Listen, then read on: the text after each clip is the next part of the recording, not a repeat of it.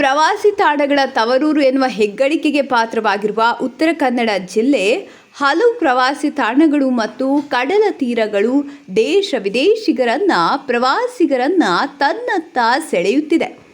ಹೊನ್ನಾವರ ತಾಲೂಕಿನ ಕಡಲ ತೀರದಲ್ಲಿ ಒಂದಾದ ಇಕೋ ಬೀಚ್ ಮುರುಡೇಶ್ವರಕ್ಕೆ ಸಾಗುವಾಗ ಹೊನ್ನಾವರ ಪಟ್ಟಣದಿಂದ ಕೇವಲ 3 ಕಿಲೋಮೀಟರ್ ದೂರದಲ್ಲಿದೆ.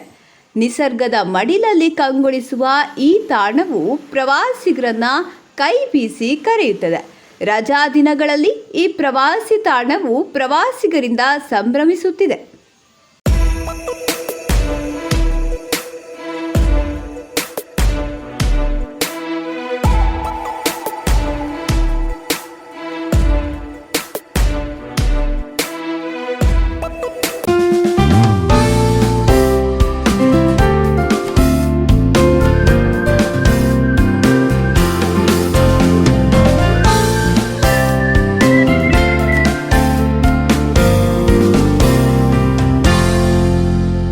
ಕರ್ನಾಟಕದಲ್ಲಿ 2 ಕಡಲ ತೀರಕ್ಕೆ ಬ್ಲೂ ಫ್ಲಾಗ್ ಮಾನ್ಯತೆ ದೊರೆತಿದ್ದು, ಒಂದು ದಕ್ಷಿಣ ಕನ್ನಡದ ಪಡುಬಿದ್ರೆ ಬೀಚ್, ಆದರೆ ಇನ್ನೊಂದು ಉತ್ತರ ಕನ್ನಡದ ಹೊನ್ನಾವರ ತಾಲೂಕಿನ ಕಾಸರಕೋಡ್ ಇಕೋ ಬೀಚ್. ಪರಿಸರ ಸ್ನೇಹಿ ಜೊತೆಗೆ ಪ್ರವಾಸಿಗರನ್ನು ಸೆಳೆಯಲು ಇಕೋ ಬೀಚ್ ನಿರ್ಮಾಣ ಮಾಡಲಾಗಿದೆ.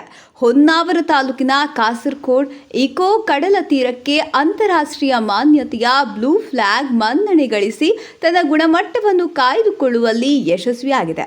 ಪ್ರವಾಸಿಗರು ಕುಳಿತುಕೊಳ್ಳಲು ವಿನೂತನ ಬಗೆಯ ಆಸನದ ವ್ಯವಸ್ಥೆ, ಕುಡಿಯುವ ನೀರಿನ ಸೌಲಭ್ಯ, ವಾಚ್ ಟವರ್, ಶೌಚಾಲಯ, ಸ್ನಾನಗೃಹ, ಪರಿಸರ ಸ್ನೇಹಿ ಸೌಲಭ್ಯಗಳ ವ್ಯವಸ್ಥೆಯನ್ನು ಮಾಡಲಾಗಿದೆ.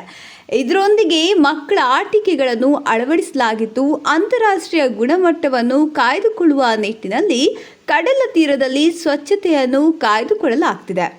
ಇಕೋ ಕಡಲ ತೀರದಲ್ಲಿ ಪ್ರವಾಸಿಗರ ಅನುಕೂಲದ ದೃಷ್ಟಿಯಿಂದ ಅಭಿವೃದ್ಧಿ ಕಾರ್ಯ ನಡೆಸಲಾಗಿದೆ. ಕಾಸರಕೋಡ್ ಇಕೋ ಬೀಚ್ಗೆ ಭೇಟಿ ನೀಡುವುದರ ಸಂಖ್ಯೆ ದಿನದಿಂದ ದಿನಕ್ಕೆ ಹೆಚ್ಚುತ್ತಿದೆ. ಒಂದು ಕಡೆ ಪ್ರವಾಸಿಗರ ಸಂಖ್ಯೆ ಹೆಚ್ಚುತ್ತಿರುವುದು ಸಂತಸದ ಸಂಗತಿ. ಇನ್ನೊಂದೆಡೆ ನೀರನ್ನು ಕಂಡ ಕೂಡಲೇ ಹುಚ್ಚಾಟವಾಡುವ ಪ್ರವಾಸಿಗರನ್ನು ನಿಭಾಯಿಸುವುದು ಕಷ್ಟವಾಗ್ತಿದೆ.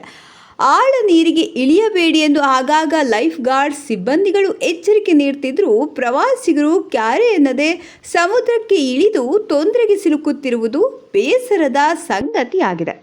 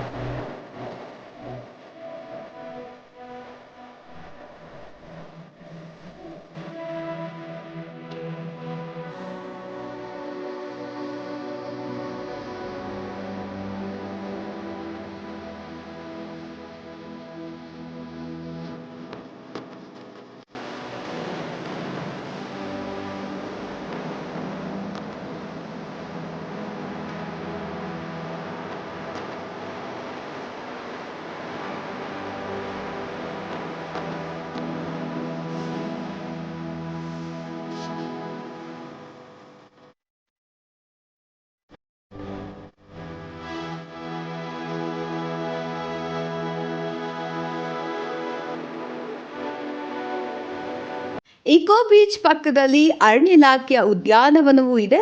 ಉದ್ಯಾನವನ ಪ್ರವೇಶಕ್ಕೆ ಪ್ರತಿಯೊಬ್ಬರಿಗೆ 10 ರೂಪಾಯಿ ನಿಗದಿಪಡಿಸಲಾಗಿದ್ದು, ಪಾರ್ಕ್ನ ಒಳಗೆ ಪ್ರವೇಶಿಸುತ್ತಿದ್ದಂತೆ ಸುತ್ತಲೂ ಹಸಿರಿನ ಗಿಡ ಮರಗಳು ಗೋಚರಿಸುತ್ತಿದೆ. ಪಾರ್ಕಿನ ಅಲ್ಲಲ್ಲಿ ಮಕ್ಕಳ ಆಕರ್ಷಿಸುವ ತೂಗುಯ್ಯಾಲೆ, ಜಾರುಬಂಡಿ, ವಿವಿಧ ಕಲಾಕೃತಿಗಳು ಗಮನ ಸೆಳೆಯುತ್ತಿದೆ. ಹಿರಿಯ ನಾಗರಿಕರಿಗೂ ವಯಸ್ಕರಿಗೂ ಆಸನದ ವ್ಯವಸ್ಥೆ ಕಲ್ಪಿಸಲಾಗಿದೆ. ಆದರೆ ಇಷ್ಟೆಲ್ಲ ಸೌಲಭ್ಯಗಳಿದ್ರೂ ನಿರ್ವಹಣೆ ಮಾತ್ರ ಅವ್ಯವಸ್ಥೆಯ ಆಗರವಾಗಿದೆ. ಪ್ರವಾಸಿಗರು ಕಸವನ್ನು ಹಾಕಲು ಕಸದ ಬುಟ್ಟಿಗಳಿದ್ರೂ ಬೇಕಾಬಿಟ್ಟಿ ಎಸೆಯುತ್ತಿರುವುದು ಕಂಡುಬರುತ್ತಿದೆ.